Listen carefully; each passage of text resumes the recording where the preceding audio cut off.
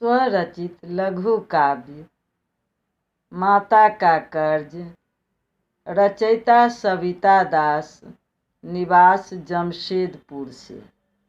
जब जन्म हुआ इस धरती पर, तब कर्ज चढ़ा मेरे ऊपर। देश ही मेरा सब कुछ है, भारत ही मेरी माता है। मैं बेटी हूँ तो क्या हुआ, करती हूँ मन से यही दुआ। मर जाऊंगी मिट जाऊंगी, भारत को नहीं झुकाऊंगी। मुझ में भी है वही जज्बा, जब हाथ में है ध्वजा तिरंगा। तिरंगा कभी न झुकने दूंगी, देश के लिए प्राण भी दूंगी।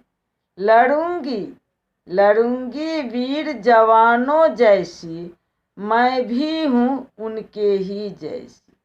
बेटी हूँ तो क्या हुआ, बेटी हूँ तो क्या हुआ, मुझ में भी है जोश भरा। प्रभु ने दी है पूरी शक्ति, उबल रही है देश की भक्ति। प्राण न्योछावर कर डालूंगी, भारत पर आँच न आने दूंगी। यह सविता दास की वाणी है, बेटी का फर्ज निभानी है, बेटी का फर्ज निभानी है।